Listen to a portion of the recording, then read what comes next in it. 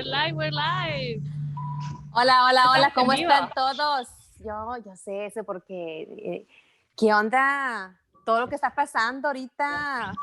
Oh my gosh. Did we take off already? I heard the countdown. Ya estamos, ya nos salimos. Ya estamos aquí, ya estamos en las nubes. Well, welcome. I'm la Súper Comadre Claudia with RadioCrystalUSA.com. And I am here with none other than the super ingeniera Liliana Elizondo. ¿Cómo están? How's everyone doing? Muchas gracias por estar aquí con nosotros. Por favor, compartan estos videos porque es de mucha información para toda la comunidad. Everyone, please share all these videos. It's to help our community.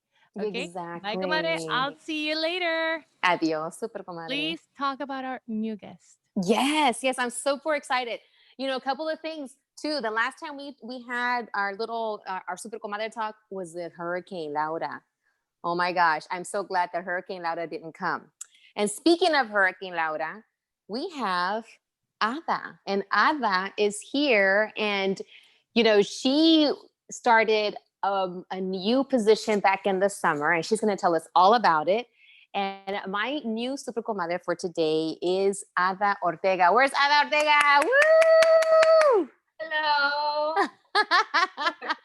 There you are. So just to give you a little bit of a background of what I do with my show, the platform is about a super comadreo, and it's an informal way of talking about formal and important topics.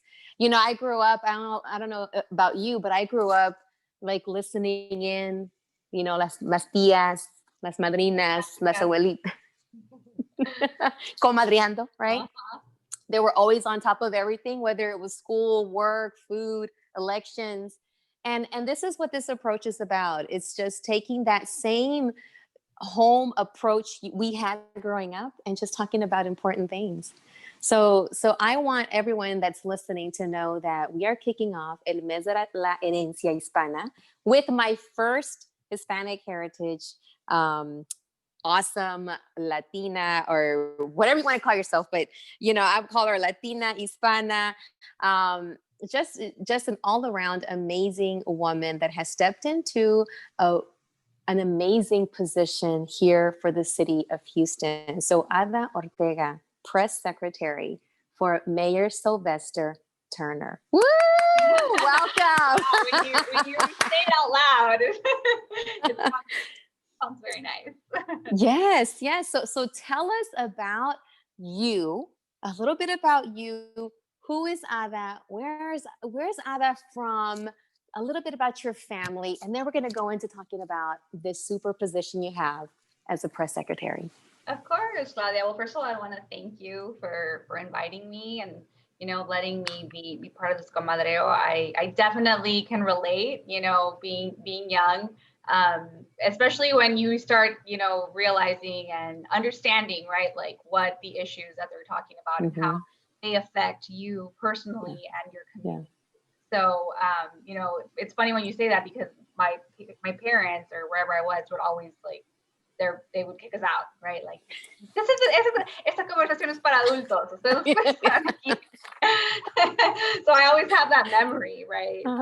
And now we're the adults, right? Some of us adultos, and we have to make sure that we continue to have these conversations and that we talk about issues that, you know, are important and vital to the betterment and, you know, just the prosperity of our community, especially our Latino community. So, you know, with that, I'll backtrack and I'll go back to my roots, right? And my roots are, I'm a Rio Grande Valley girl. I grew up, I was actually born in Matamoros, Tamaulipas, so on the border. And when I was about 5 years old, we moved officially to Brownsville, right? But lived the border town life. It was one of those where every weekend, you know, we'd go to Matamoros for, you know, family parties, you know, birthday parties, church, you name it. So, you know, pretty much from when I was like 5 to when I was 18, I grew up in that setting. And it's something that I really, you know, I love. And as I get older, I really cherish it and I appreciate, you know, growing up in the Valley. Obviously I left. And once I left and I realized, you know, what I wanted to do and what interests me, I it was one of those where people were like, you forgot about the valley. Well, I was like, no, I didn't forget about the valley. I just, it grew wings and I had to extend my wings somewhere. So, but it's always it's always in my heart, right? It always holds a special place for me. And so when I was about 18, I moved to 18, 19, I moved to Washington, D.C., right? People are always like, how did you go from Brownsville all the way to D.C.? And it was because of my sister, right? My older sister. Her and I, it's that hermana bond that we have where it's only us two, right? And she's 6 years older than I am, but we've always just been really, really close. Like even, before I was born, she was always asking my parents like for a little brother or sister. The day that I was born, she cried to my parents, was like, please let the baby sleep with me in my room, right? And it's like a newborn, you bring a newborn from home. And my parents, they're like, okay. So we always say that that's kind of like why we're so close, because we formed our bond right away. So anyway, so she was working for a member of Congress, right? So she was already involved in okay. Yeah. She was the one that she opened the door and for me, right? And once I got in, like I had my own interests, but within the political arena.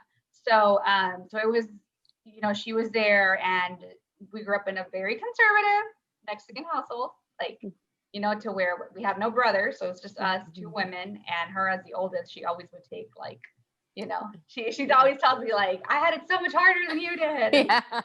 Which she took the punches while paving the way. She definitely did. Wow. Yeah. So it was one of those where my parents were like, I was graduating from high school. She had left. She realized, right, like she had to stay home when she did her undergrad, because that's how strict my parents were. Yes. Yeah. I watch you. I know. Yeah. Para echarte el ojo. Echarte el ojo, yeah. But so when they told her, said, if you ever want to leave, it'd be for your master's, right? So she took their word on it, right? Let's go. Yeah, she's like, this is what you said. And took them to their word. You said. Exactly. So from her doing that opened a lot of opportunities, and that's how she ended up in DC. Right? She did an internship that turned into a job, and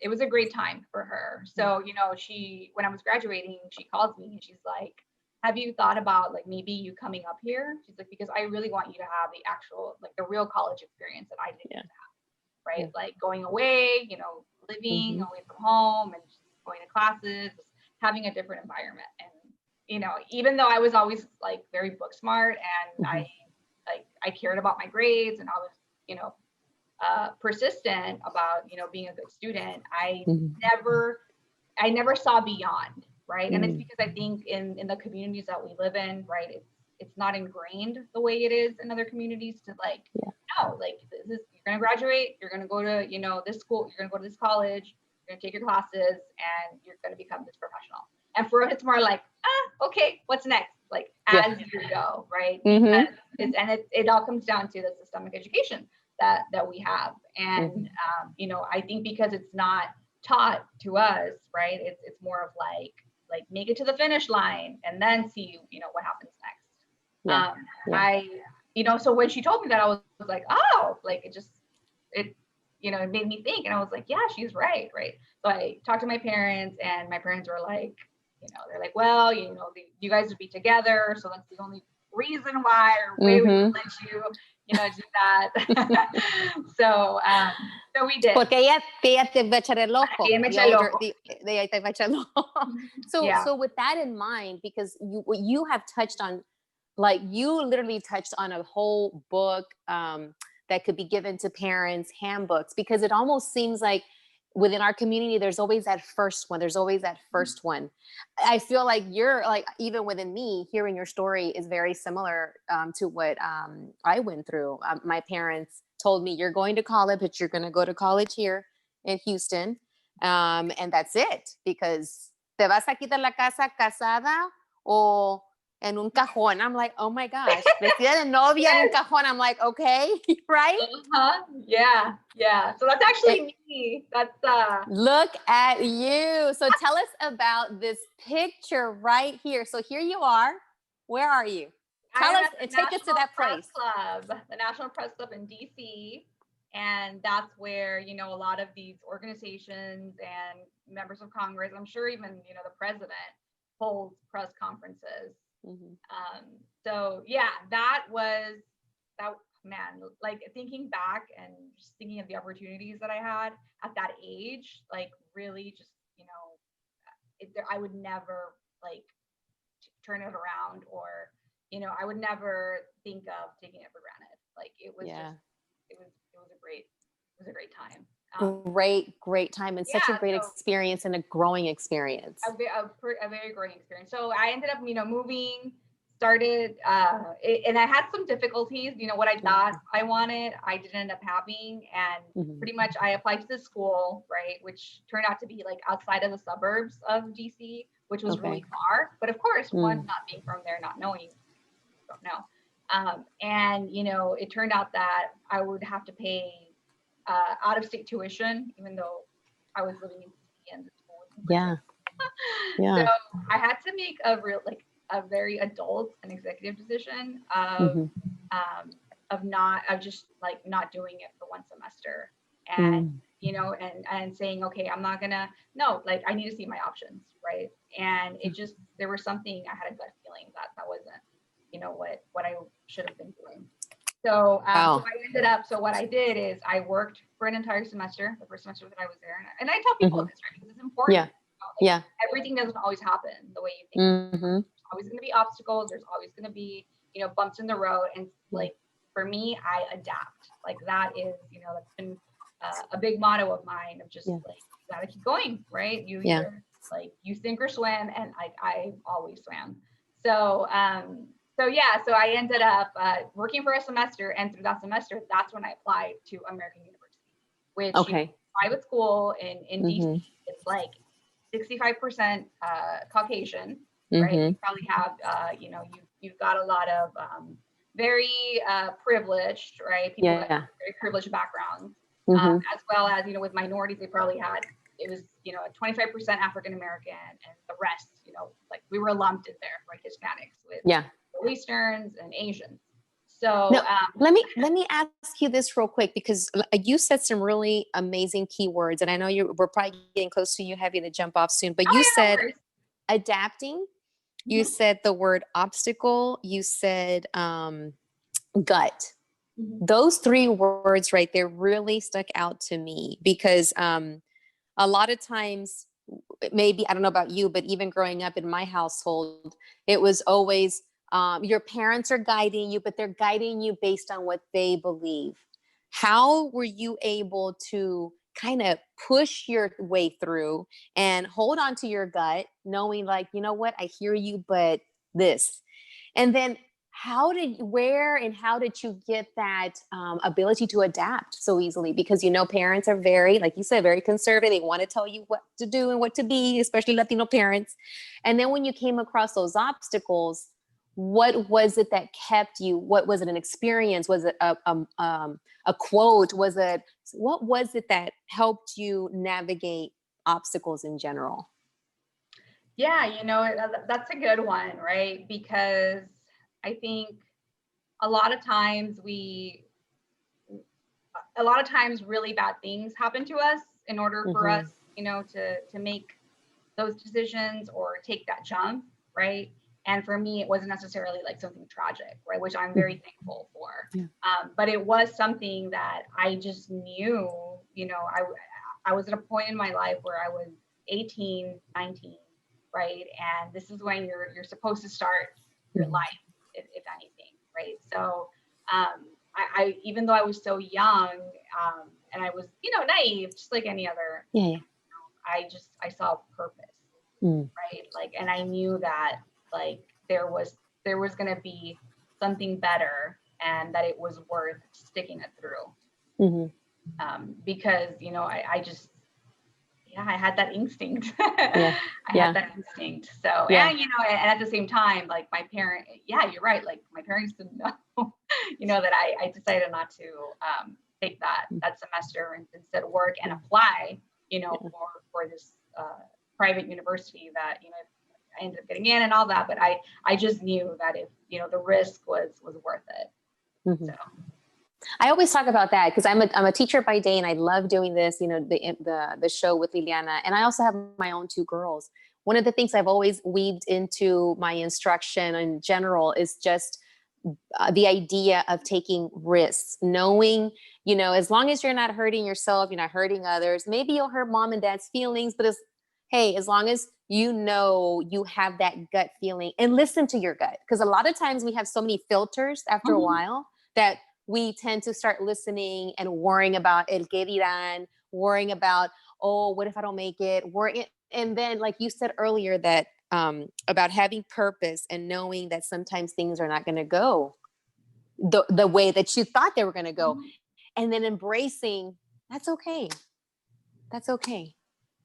I love all these words that are popping out as you're sharing your life and your journey.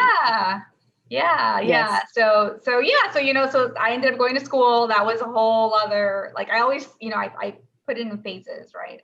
And that first phase of getting there, like not knowing anyone and just like, you know, latching onto my sister, her introducing me to, you know, all the people she was meeting. I mean, she was working, you know, in Congress. So all the Latinos, you know, they stick together. Like it's a really like fun and great experience, but it also exposes the reality, right? Of how things are and how, like, you know, all the white people stick together and you know, the minorities are, you know, more collaborate more with each other.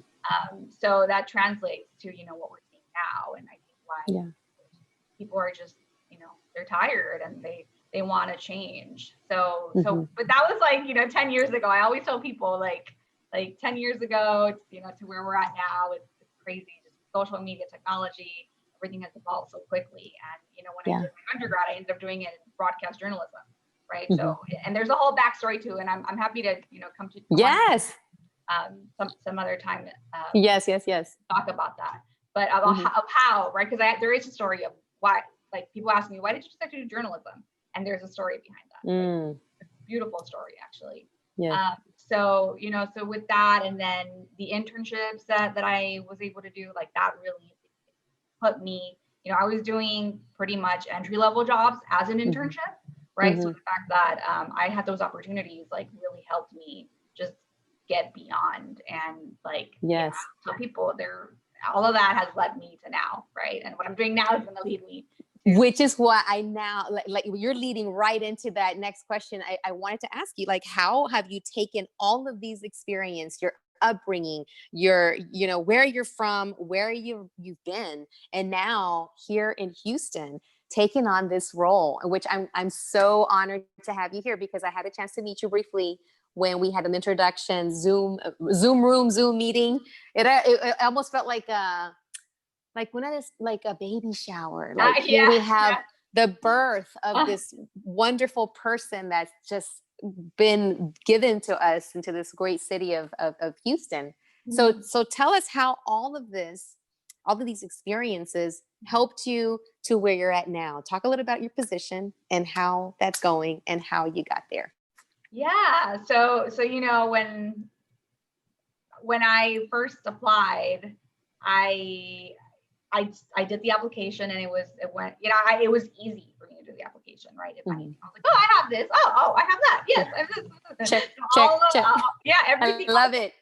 Right. And I was like, wow, like this is what I want to do. Right. And previously I was, you know, before that I had already been at my position for 5 years, right? I was a communications manager, right? Which was, you know, very instrumental for me in building my managerial skills and working with a team and, you know, working on more of the corporate side, right? Because I always feel like you have to have both sides to know, right?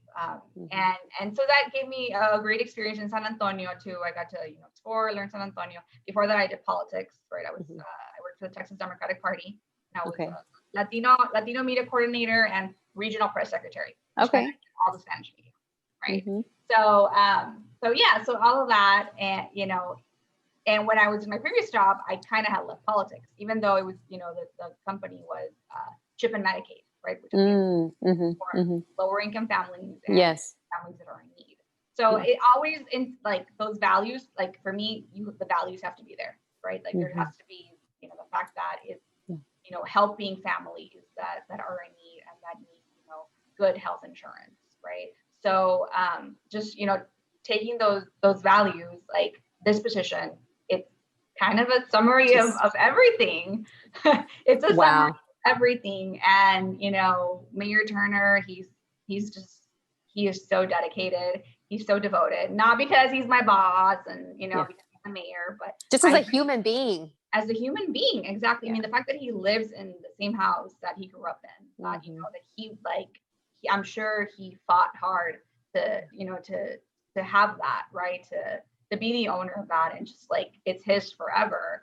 That just says so much, right? So yeah, it's been really exciting. It's been 2 months, I you came in straight into COVID, pandemic, hurricane season, racial inequality, injustices, protests, everything. Systemic breakdown of the systemic, racism that we have de facto, de jure.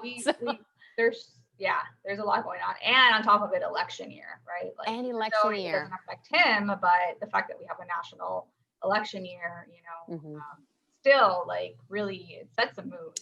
Right? It really does, because you are there to be at the forefront, I guess, to make sure that messages are coming back and forth, So how do you see yourself, as you step into this role, how do you see yourself bringing yourself into it? Like your own you say you talk about your values, maybe talk about an experience already that kind of like put you out there and we're like, hit the ground running. What was that first thing that you had to kind of tackle?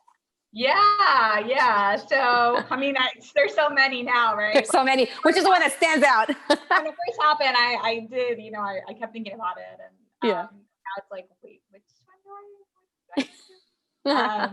No, I mean, it was just, I can use like the weekends as perfect example, right? So the press secretary, her main role is to inform the mayor, right? Like whenever he has his press briefings, like making sure that the mayor is on top of all his talking points, that, any questions that, get dodged at him, like that he makes sure that he gives, the correct answer.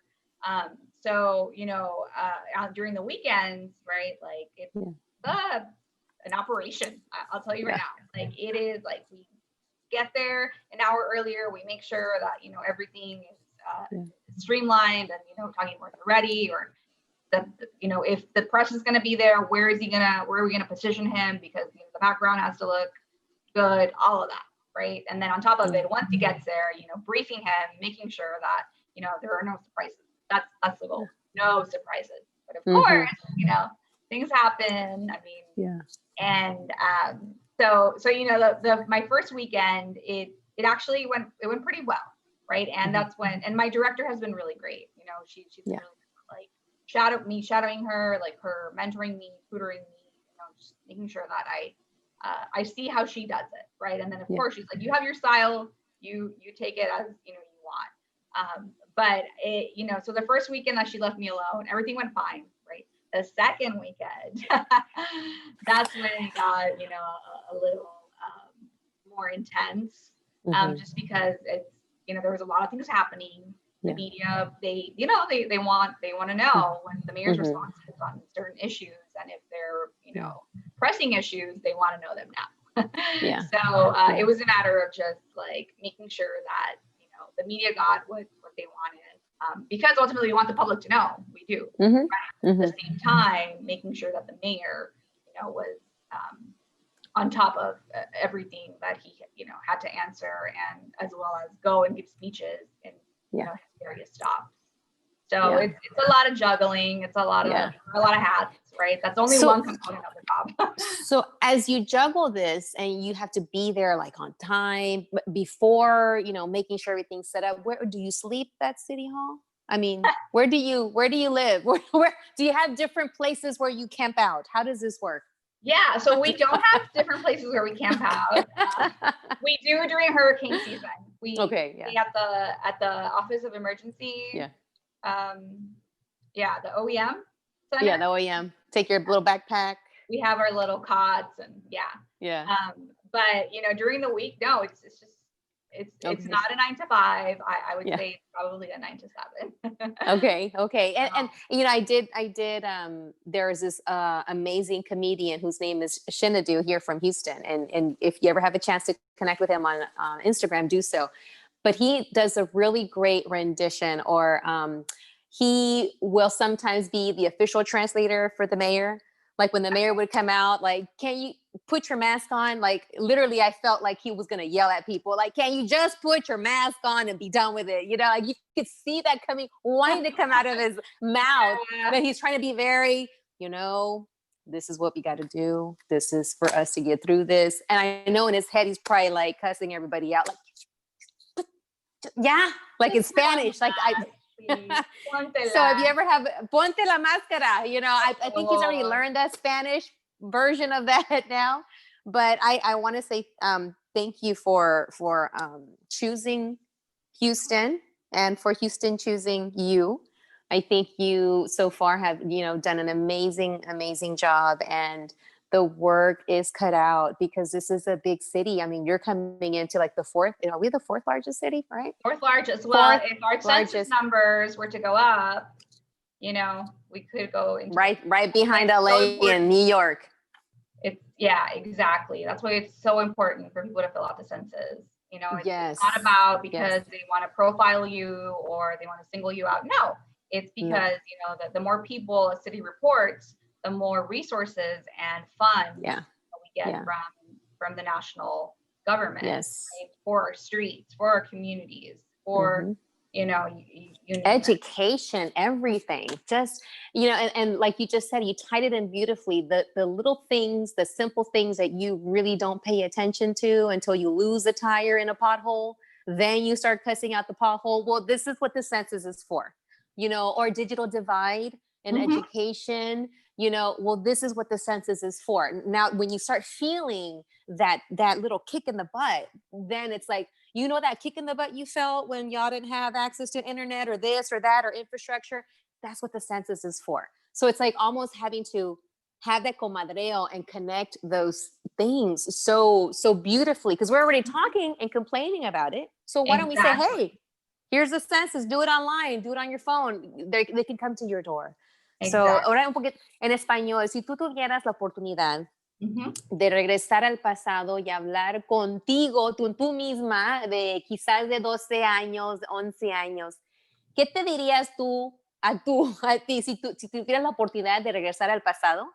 ¿Qué tipo de, ¿cómo se dice? Advice or tips te darías tú solita si tuvieras la oportunidad de regresar? Ay. Está duro eso. No, más que nada porque, de verdad, como dije anteriormente, crecí en una familia con mucho amor, ¿verdad? Entonces mis papás, yo y mi hermana estamos súper agradecidas con mis padres, ¿verdad? Por darnos esa oportunidad, ¿verdad? Esa oportunidad y también ver de que ellos, ¿verdad? Hicieron lo más que pudieron, ¿verdad? Hicieron mucho por nosotros. Y todo lo que, ¿verdad?, ellos sembraron se ha cosechado, ¿verdad? Con mi hermana y conmigo, ¿verdad? Pero lo que yo me diría es a mi niña de 12 años, ¿verdad? Es que todo no va a pasar como piensas que va a pasar, pero va a valer la pena, ¿verdad?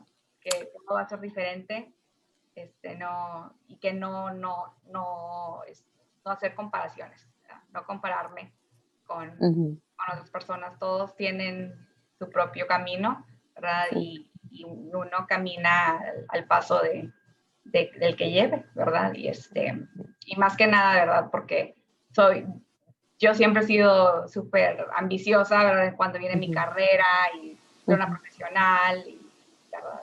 Mi vida personal, pues, está ahí. Y a veces, ¿Qué tan personal? Vamos a ponernos aquí, ¿no? Sí, pues no, ¿verdad? O sea que no estoy casada, no tengo hijos, ¿verdad? Ya escucharon aquí. Y a veces me pongo a pensar, ¿verdad? Ay, a lo mejor no, si no hubiera trabajado tanto, o si, ¿verdad?, me hubiera enfocado más en buscar el amor, pero no, o sea, todo va, como dices tú dijiste hace rato, todo tiene su purpose, y Propósitos. o sea, su propósito, ¿verdad? Todo va en pasos, todo ocurre como debe. You said that earlier. Ujú. Que a veces uno tiene o algo escrito y lo tengo así, ya está, y luego algo cambia, pues hay que ir con la onda. Así es. Y, ajá. Y otra cosa que me gustaba que dijiste también, quería que lo dijeras en español porque hablaste mucho de tus papás y que con la mayor, tu hermana mayor, estaban como que no, ella va a ir a la escuela aquí, cerquitas aquí en la casa, porque aquí está mi Sí, hija. aquí no te Y podemos ver. te vamos a echar el ojo. ¿Qué ¿No? le dirías tú a los papás, a las mamás especialmente, mamás, madrinas, abuelitas, las tías y también los papás y los tíos, ¿verdad? Que tienen hijos, que tienen sobrinos, que a lo mejor piensan igual que nuestros padres.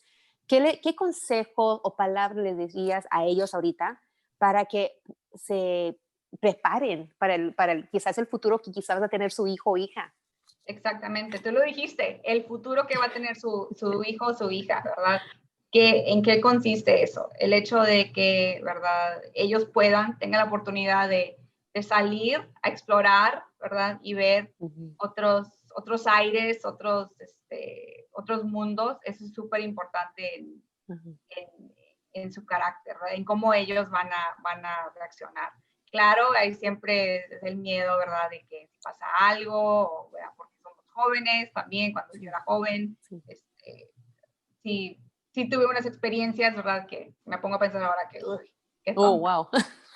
Sí, ¿verdad? Pero al final del día también, ¿verdad? Es confianza, ¿verdad? Tener Ujú, confianza en ellos, en sus hijos y dejarlos ir, dejarlos ir porque las alitas están ahí.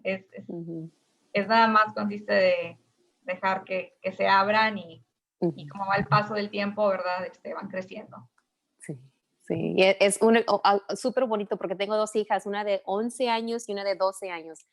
Y desde que nacieron mis papás siempre, y tienes que estar ahí con ellas y encima de ellas. Pero yo tomé otro camino distinto donde yo dejé que ellas exploraran. Yo no siempre estaba encima de ellas. Si se iban aquí en la casa, se iban buscando, explorando, y esa es donde empieza. Ujú. Porque y me acuerdo de mi mamá cuando me ayudaba a cuidarlas, no dejes que se vayan por allá, no dejes que se vayan por acá. Am, pero así es la vida, ya aprendimos y es lo que queremos que los niños sigan adelante, más, Ujú. y hagan cosas o que alcancen muchas más metas que nosotros, Ujú. porque es lo que queremos para nuestros hijos o sobrinos o ahijados, que nosotros llegamos a un punto, ¿verdad? Y que de ahí ellos van a empezar y seguir. Así So es. I'm so honored to have you. I loved, sitting and getting a chance to know you, and for, the moms or the aunts or the tias or the tios, the community at large that's listening and getting to know that, a young woman from the RGV, the Ujú. Rio Grande Valley, Matamoros. I grew up going to Reynosa, so I know all Wow. about Matamoros. I have family in Matamoros también, but to see the beauty and who we are and what we do and where we come from. Ujú. You have so much on your shoulders, you have no idea. And I'm glad that you are brave enough, and you always have, you can tell that you've already been that way forever, like, you know to step into this role and to fly, because you're literally going to be flying all over the place and making sure that messages get to the mayor, information back and forth. And you are a person that so many girls, like my girls, are going to look up to. And for my girls to watch the press conferences here in Houston about COVID, to see, to see Sylvester Turner, the mayor, to see Sam Peña, to see, Art Acevedo, to see, people that look like them is such a beautiful thing, needed. And also for people who were the dominant, culture, to see people like us who have always been here to step into these roles. So I have done so much in the opportunities because of the shoulders that I've stood on, now I'm those shoulders for someone else. So I just want to let you know that whatever you need, you know, I am now shouldering my daughters, people like you, to be here. And that's what I loved about that shower we had for you, because it was like a network of super comadres that have been, you know, paving that way like your sister. And we are all here, and for you to embrace everything that you've embraced so far. I'm so proud of you. I feel like I'm like your madrina or something. So. Hey, you can be.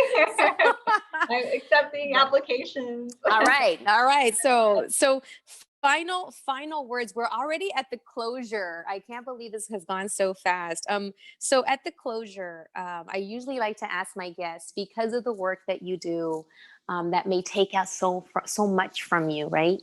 What do you do to kind of fill your oxygen tank back up? What do you do? What does Ada do? Well, Ada pre-COVID, right? No, that's right.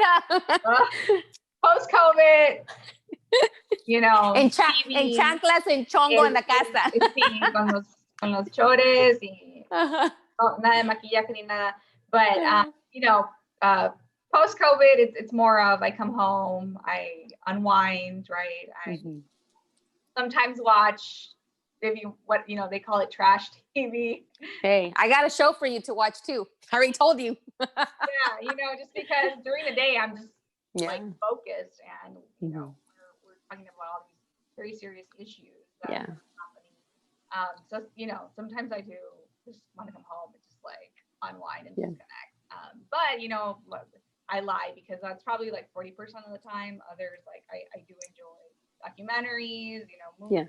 I'm a big artsy person. Right? Okay. I love going to museums, going to exhibits, right? That's one thing that I really do miss. And I'm actually, you know, I live near the museum district. So when that happened, I was like, oh, perfect, right? And oh my gosh. I think the museums are open now, but you know, there's so much capacity that they can have. So yeah, that's what I like to do. I, you know, like going to concerts as well, and then working out too. I used to be very into body pump. Like I was a religious goer, and you know, that was pre-COVID, which I'm looking post-COVID to get back into. But that, and traveling too. Like I'm a big, you know, believer in just getting out of your zone, you know, discovering new places and seeing, you know, what's out there, because there's so much out there, and just enjoying it, right? Like enjoying it. Even since when I was very young, you know, I got to study abroad in London. Yeah. That's kind of what just, you know, made me want to keep doing it for, you know, for the years that came after that. So, and I, you know, I have my travel buddy, which is my sister, right? So I like nice. Yeah. There you go. Sister, who also lives here in Houston. She was kind of the one who was like, come to Houston. So when it all happened, it worked out. We'll give your sister a shout out. What are a shout out to your sister and your parents? Los nombres para que podamos mandarles un saludo. Claro que sí, quiero darle un gran saludo a mis padres, Ana María Ortega y José Alberto Ortega, que viven en Bronzeville, Texas. Mi madre es una educadora, es maestra de kinder, y mi padre es un vocero, ¿verdad? Para el distrito escolar. So he's a bus driver. And, you know, they're great people. They're actually really, really, really good people.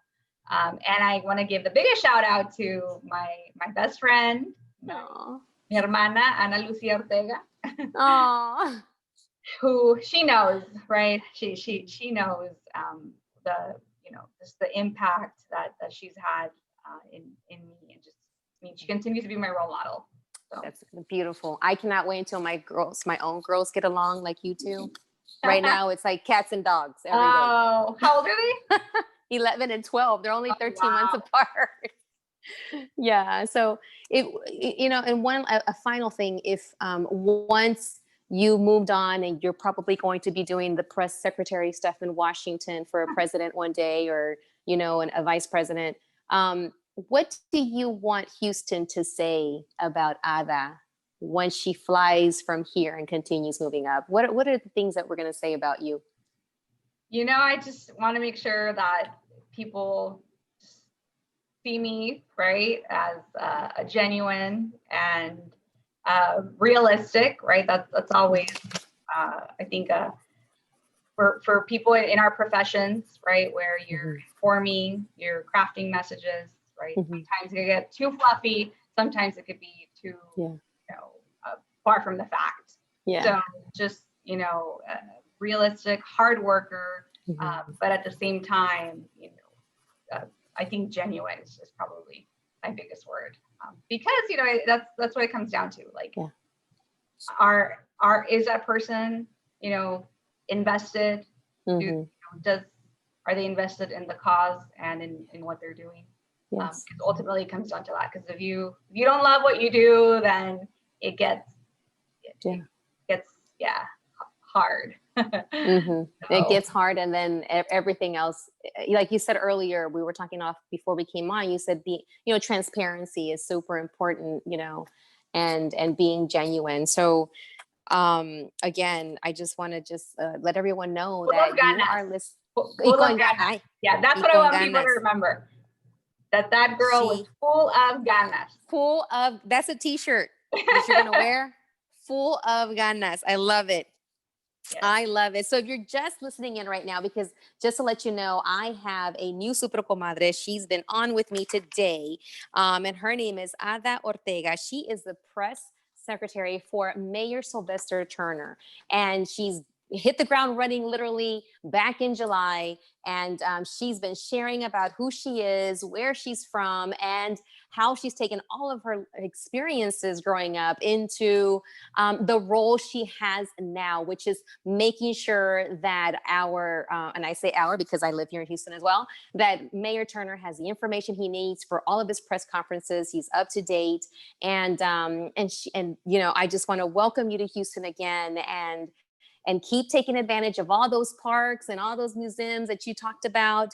And just know that Houston is here for you too. And thank you for taking on this job to keep us informed and to make sure that we as a community, all communities, but for me, especially in my heart, in Latina, making sure that we're always represented well, and that you're there also as a role model to these young women, these young little girls like my own daughters, and a role model not just for Latinas, but for everyone to see, look at the wonderful things that we can do and have always been doing. So, gracias a los que están aquí escuchando y viéndonos. No se olvide que mi show La Super Comadre se repite los viernes, los sábados y los domingos a las 10 de la mañana y también a las 10 de la noche por radiocristalusa.com, y pueden regresar a la página de nuestro radio aquí en Facebook y pueden ver otra vez la entrevista con mi nueva Super Comadre Ada Ortega. Y gracias por estar aquí con nosotros y por convivir con nosotros y por comadrear con nosotros, y aquí vamos a estar para recibir tu información, porque tú eres la vocera y vas a darnos la información que nosotros nos vamos a necesitar para seguir adelante en la comunidad, con nuestras familias, con nuestros hijos, con los ahijados, los sobrinos, porque uno sabe que a veces la mujer lleva muchas cosas encima y hacemos muchas decisiones en la cocina, en la casa y afuera en el trabajo igual. So, thank you so much. Gracias, Claudia. Es un placer comadrear. I know. Sí, y cuando quieras, me hablas, aquí estamos para ti. Y igual Liliana Elizondo. A ver, la Super Comadre, ¿dónde está?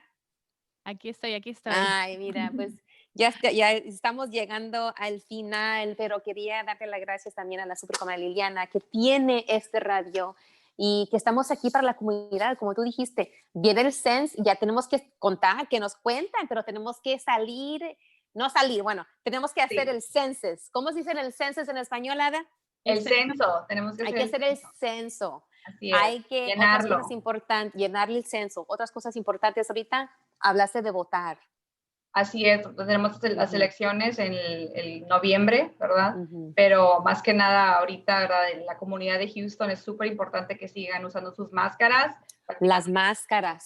Porque el virus aquí todavía sigue. El virus no ha ido a ningún lado. Como dice el alcalde Turner, era que el virus sigue aquí y tenemos que seguir, ¿verdad? Usando todas las precauciones. Yo creo que también tenemos que seguir preparándonos para los huracanes, porque Así Los es. huracanes. Estamos en la mitad de la temporada del huracán, entonces tenemos que estar preparados para cualquier cosa. Oye, estamos así Sí, con todo, así, De así, con todo. todo alrededor, todo alrededor. a lo que venga, a lo que venga. Y súper importante, un mensaje también a la comunidad hispana, porque de lo que yo he visto en mi familia, amistades de mis papás, que ya son de gran edad, y mis tías, que también están de gran edad, y que a veces se enfrentan con muchas personas de la comunidad que no quieren usar la mascarilla, que siguen, no, ya quieren salir a pasear y a ir al tianguis, a las fiestas, y no usar la máscara o no tener su grupito chiquito.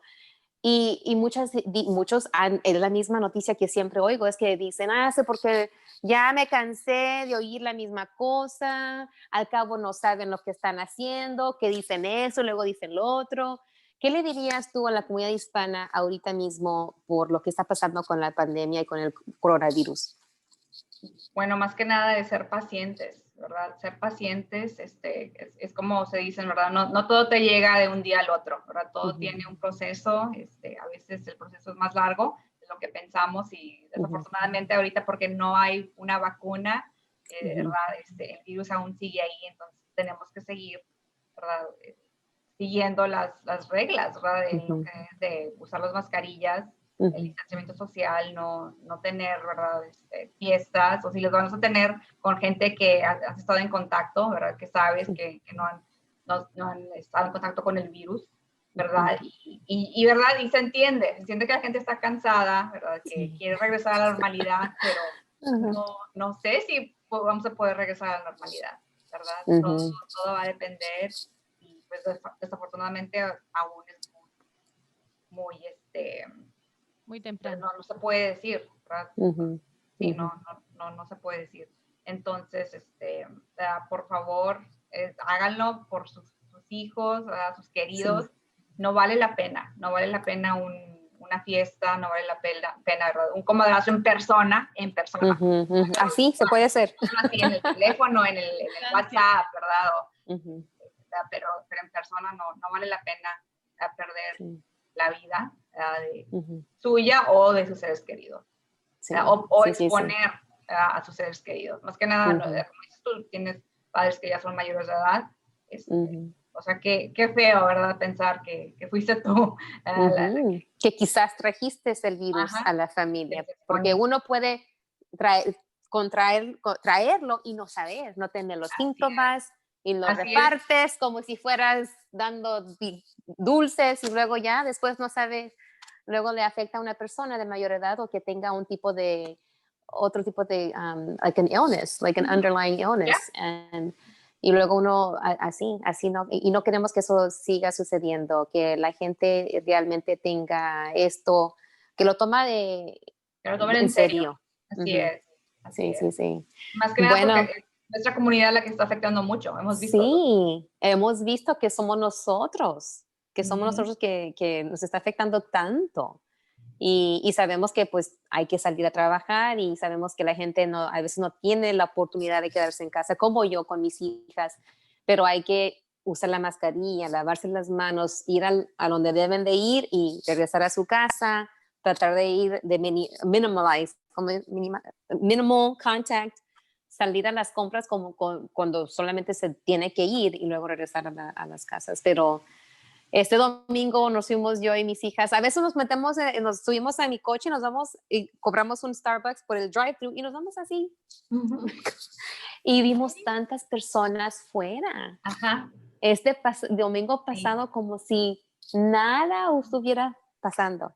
Y nosotros aquí tapadas en la camioneta, pero ¿qué puede hacer uno? Solamente seguir diciendo. Y lo que me preocupa es que se están diciendo que los números se están disminuyendo, pero también mucha gente nos está haciendo el examen, la prueba, así es que no sabemos realmente si esos números que se están bajando es realmente porque el virus ya no se está contagiando o si es porque la gente no se está yendo a hacer la prueba para ver si realmente es lo que está sucediendo. Sí, porque si estamos poniendo la mascarilla, quedarnos en casa, solamente salir y mantener la distancia, pues eso puede afectar los números, ¿verdad?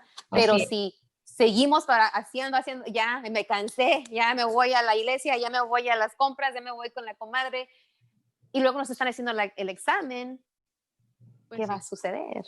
Es lo que me preocupa. Ojalá que pues que llegue este mensaje a todos, que lo tomen en serio, así como dijo Ada Ortega. ¿Cómo se dice en español? Secretaria Secretaria de prensa. Ajá. Secretaria de prensa del alcalde de aquí de Houston. Y gracias por tomar el tiempo de estar con nosotros. Sé que ya tienes que ir a hacer unos mandados o trabajos. Quería preguntarle a Ada cómo Sí. encontrarla en Twitter. Sí, cómo encontrarte en Twitter para que la gente pueda seguir y escuchar tus mensajes por el Twitter. Sí, es @Ada, ADA Press, PRESS, SEC, SS, Ada Press SEC. Ada Press Sec, Sí. en español. Ada Para que Press la SEC. busquen allí. Muchas gracias, Ada, por tu tiempo. Sí, De verdad que gracias. es muy valioso para nosotros el que hayas estado con nosotros, además de toda la información que nos diste para la comunidad, que te hayas abierto de tu corazón y mentalmente con todos nosotros y estuvimos escuchándote y a mí también me das mucha energía, me das muchas ganas de seguir adelante. Y ahorita estoy siguiendo estudiando y quiero seguir preparándome. Soy maestra, pero necesito llegar más arriba. Claro que sí, la vas a hacer. Nada más síguele. Bueno, ya me diste, ahora sí que esas alas ya me crecieron más. Así es, ya. Bueno, muchísimas gracias. Bueno, Ada, Buenas buenas noches. noches y nos vemos pronto. Y nada más quería decirte que si te gusta el arte, ¿sabes quién es Frida Kahlo? Claro que Ok. sé. Yo te tengo una mascarilla, es color azul Ok. para ti. Y cuando nos vamos a juntar para poder darte una, para que cuando tengas que salir a hacer de estar con el alcalde, puedes ponerte a Frida y que todos vean el arte de Frida Kahlo Ok. sobre tu mascarilla. Y Yeah, I les quiero love decir a it. todos que si quieres ir a una tiendita donde yo siempre voy a comprar mis máscaras, se llama Kismet Boutique, que se encuentra aquí cerca de downtown en el East End, se llama, y Kismet Boutique por Cristina Hernández. Ella me prestó el vestuario para hoy. Oh. Me prestó los aretes y también fue sponsor de lo que tengo puesto. Así es que un saludo a Kismet Boutique, que ella fue la persona que puso como dice, el ensemble para el show esta noche. Los aretes, la blusa. Así es que, y si necesitan una mascarilla y les gusta Frida Kahlo, vayan a Kismet Boutique y pueden comprar su mascarilla ahí, pero yo le voy a regalar una a mi nueva super comadre, Ada Ortega. Listo. Ok. Para regalar a la nueva comadre de radiocristalUSA.com.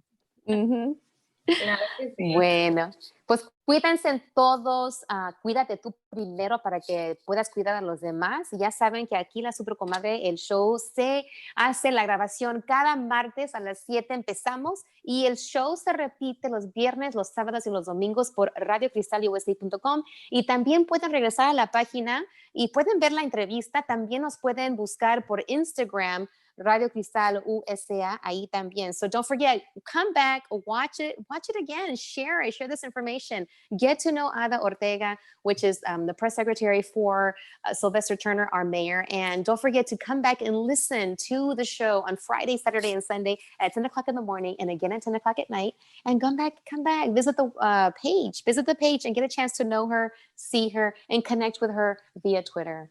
So take care of yourself. This is RadioCrystalUSA.com and La Super Comadre with Ada and Liliana. Hasta luego. Adiós. Adiós. Sigan comadreando.